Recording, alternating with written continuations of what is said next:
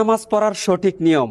ঈদের নামাজে যাওয়ার আগে অবশ্যই আমার এই ভিডিওটি দেখবেন। ইনশাআল্লাহ ঈদের নামাজ নিয়ে আপনার কোনো প্যাচ লাগবে না। প্রথমে ইমামের পিছনে দাঁড়ানোর পর আপনি নিয়ত করবেন যে আমি মুক্তাদি হইয়া এই ইমামের পিছনে অতিরিক্ত 6 তাকবীরের সাথে ঈদুল ফিতরের 2 রাকাত ওয়াজিব নামাজ আদায় করিতেছি। আল্লাহু আকবার। তো ইমাম সাহেব আল্লাহু আকবার বলে হাত বাঁধবেন, আপনিও ইমাম সাহেবের সাথে আল্লাহু আকবার বলে হাত বাঁধবেন। তারপর ইমাম সানা পড়বেন, সানা পড়ার পর অতিরিক্ত 3টা তাকবীর দিবেন। আল্লাহু আকবার বলবেন, হাত ছেড়ে দিবেন। দ্বিতীয় তাকবীর আল্লাহু আকবার বলবেন, হাত ছেড়ে দিবেন। তৃতীয় তাকবীরের মাথায় আল্লাহু আকবার বলে হাত বেঁধে নেবেন। তারপরে ইমাম সাহেব সূরা ফাতিহা এবং অন্য আরও একটি সূরা মিলিয়ে রুকু সিজদা কমপ্লিট করে দ্বিতীয় রাকাতের জন্য দাঁড়াবেন।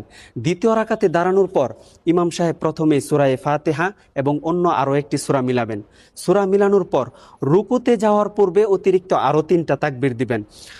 আল্লাহু আকবার বলবেন, হাত ছেড়ে দিবেন। দ্বিতীয় তাকবীর আল্লাহু আকবার বলবেন, ইমাম সাহেব হাত ছেড়ে দিবেন। তৃতীয় তাকবীর আল্লাহু আকবার বলবেন, হাত ছেড়ে দিবেন। চতুর্থ তাকবীরের মাথায় ইমাম সাহেব আল্লাহু আকবার বলে ডাইরেক্ট রুকুতে চলে যাবেন। রুকু সিজদা কমপ্লিট করে ডানে বামে সালাম ফিরিয়ে নামাজ শেষ করে দিবেন। ইনশাআল্লাহ আপনাদের নামাজ সহি হয়ে যাবে।